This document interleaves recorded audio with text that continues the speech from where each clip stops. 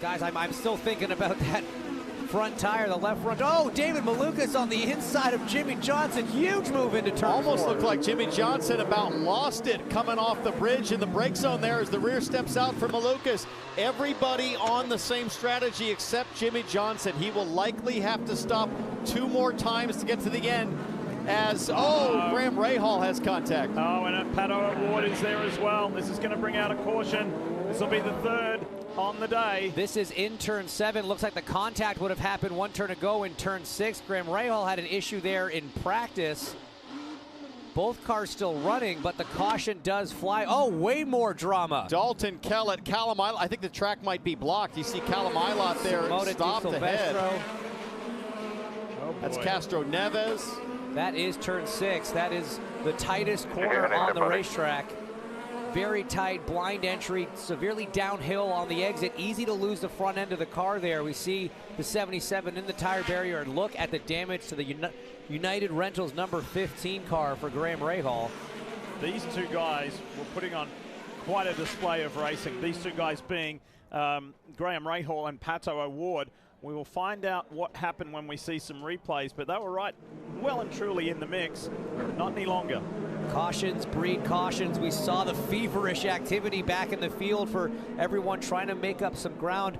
It's interesting, we can hear the Chevy engine in the number 5 car running, but it's unable to go anywhere. The car has no drive.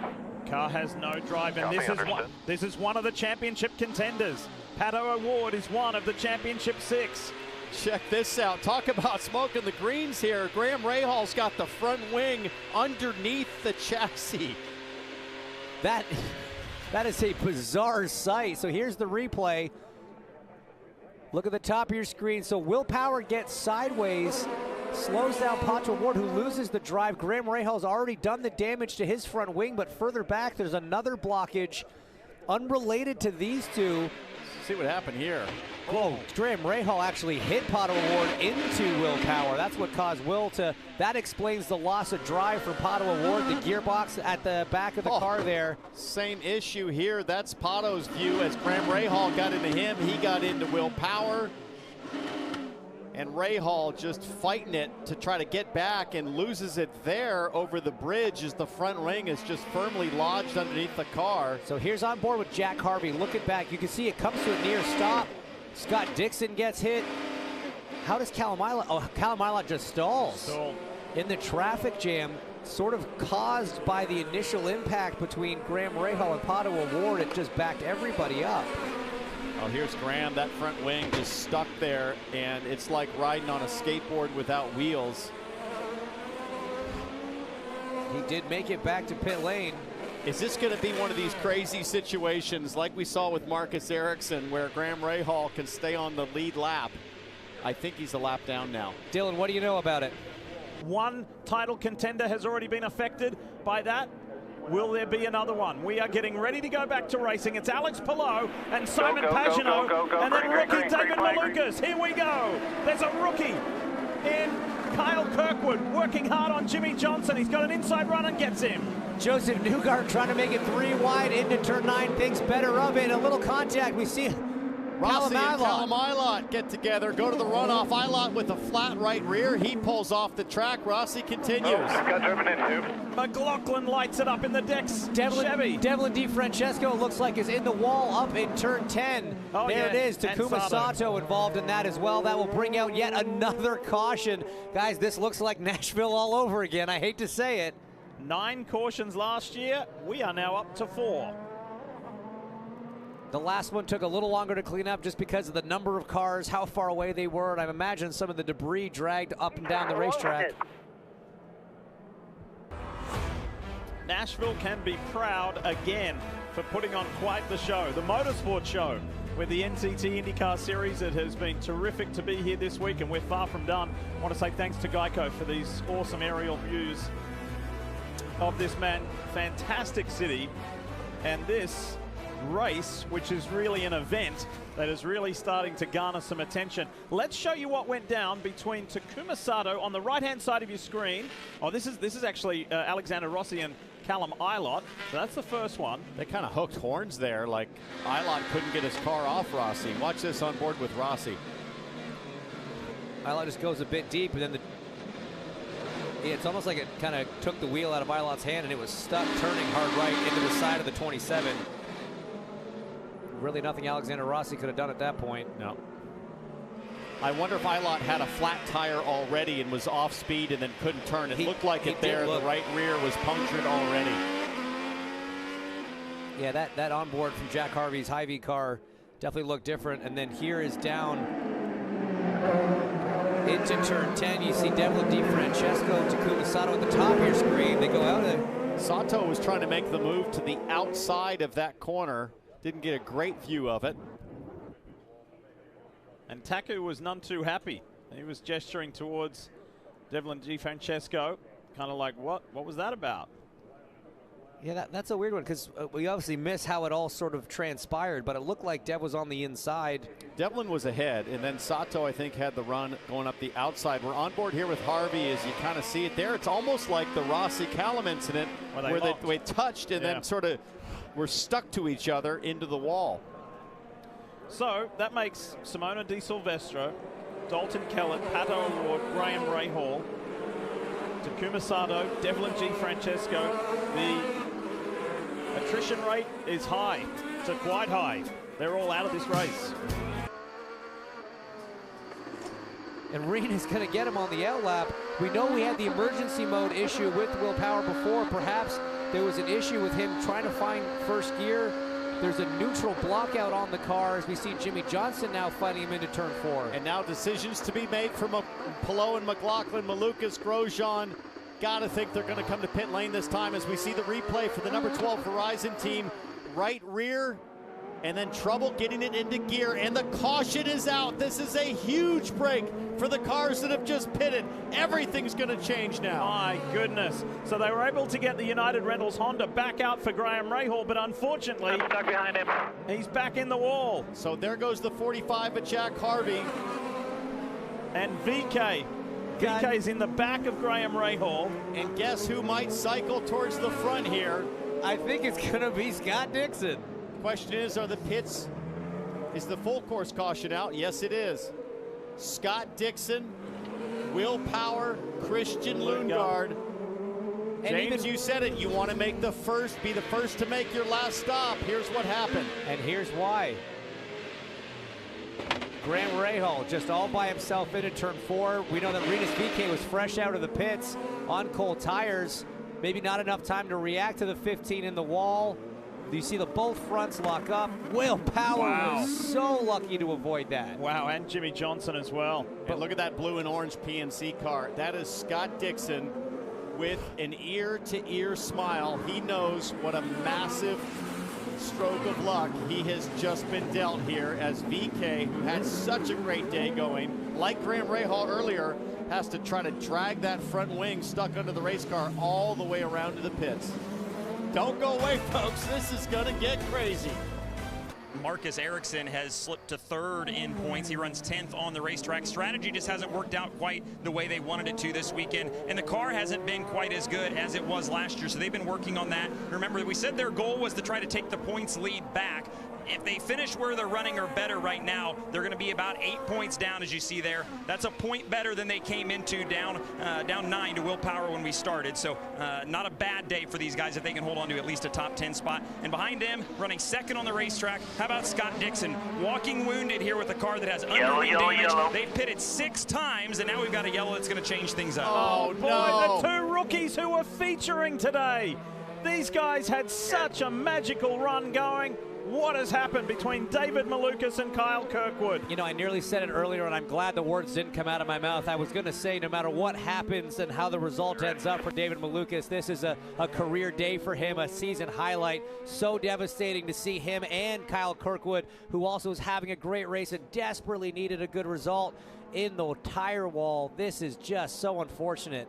And that'll be the 7th DNF for Kirkwood this season as he climbs out.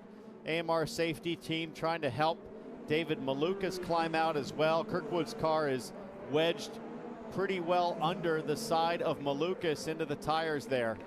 If it helps him get green, there, yes. He was working on a pretty good gap. He just did a 1:15 last lap. He so just this had the third fastest lap of the race. Unless this is a really long yellow, it's great for Newgarden if it is. If it's not a long yellow, then he probably wanted it to stay green to get the gap as Dale Coyne looks on and just can't believe the outcome here. Both of his cars are out. So Kirkwood goes for the move on the inside. Oof. How do you read that one, Hinch? Gonna need to see it a couple times. I mean, it's a late move, there's no doubt about it, but he was there-ish. I mean, the deal all day long is you've got to get level. You got to get shoulder to shoulder right to get the outside driver to back off. Kirkwood was 70% I don't think you can say shoulder to shoulder at that point. At that point in the corner, Malukas is already turning in. He's committed. Yeah. His eyes are looking forward at the apex. You can't check your mirror by that point. So, yeah, you'd probably have to weight that a little bit more towards the 14. Those cars, man, they are really jammed into one another. And Scott McLaughlin knows through his team that Christian Lundgaard only has one usable hit of push to pass left. Diff, the other thing that really helps Joseph Newgarden here is the slow Scott Dixon. It stacks up the field and gives Newgarden a chance, who runs 8th right now, to maybe pounce for a few more positions with 8 to go. It's 2 Hondas leading a Chevy. Scott Dixon of Chip Ganassi Racing, Christian Lundgaard of Rahal Letterman Lanigan Racing, and then Team Penske's Jimmy Johnson. He had a big crash here last year, and he's had one this year. Guys, 8 laps to go with the yellow flag coming out. This should be a pretty quick one for a one-car incident. This is going to make a short dash to the finish. Middle of the road. Looks like a lot of contact as Eric Cowden, the race engineer, has his head in his hands. Car is destroyed. That must be a pretty big impact. Something went wrong coming around through those bumps. Oh boy. You know, we've talked a couple times this year about Jimmy Johnson's proficiency with having moments and spins on track, but not getting into anything in that part of the racetrack. That's just not an option. Big contact with the wall, unfortunately, for the 48. Remember the big one he had last year in morning warm-up? Yeah. That was scary. We haven't seen the replay of this one yet. That was in turn 9 coming off the bridge. This is turn 4 coming off the bridge, the 2 highest speed sections of the racetrack. Let's see what happened. Listen.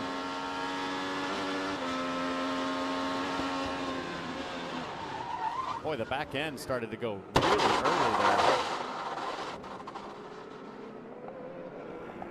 Yeah, on the bumps, boy. upset it. That's a big hit. Oh, huge right side impact.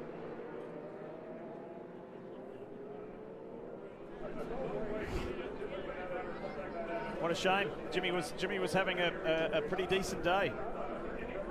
And it's ended in spectacular style. You know what else is going to be spectacular? When they rescue the Carvana Honda, clear the track and clean the track. This restart's going to be wild. It is going to be wild. I mean, Dixon with 47 remaining. McLaughlin 53 seconds. Grosjean, who's looked really racy these last few laps, in the best shape with 68 seconds. Guys, Herta and Rossi, Rossi are 6th and 7th right now. What an incredible comeback from the 2 Andretti Autosport drivers, trying to get up there with all 3 in a row, 5, 6, 7. Grosjean, Herta, and Rossi. Great performance from all 3 of these guys right now. But the finish line is after turn 11 in front of the pit straight here, so they'll get that. And 4 to go. Push to pass doesn't become active until they get to the finish line. So Dixon will have the benefit of no push to pass for McLaughlin or anybody else behind him, Lundgaard, until they get to the finish line by the stadium. Expect some fireworks from this guy. Romain Grosjean is not going to hang around. He pulled off some pretty good passes on the last restart. So too did McLaughlin. The 2 guys who started on the front row, they're going to be looking to do more of the same. What can the rookie do to keep McLaughlin behind? What can the master up front do to keep everybody behind? We're ready to go racing with just 5 laps to go, and Dixon blasts away. Dixon didn't hang about. Oh, Rossi does not want to let Newgarden by, but Newgarden's going to be able to force his way. Look at Newgarden pass 3 cars in 1 corner. Oh, and Grosjean is in the wall. He didn't get all the way past Romain Grosjean, and contact sends the 28 into the wall. That is devastating. Driver. And then it's me, right? And then it's me. And is Newgarden's car okay?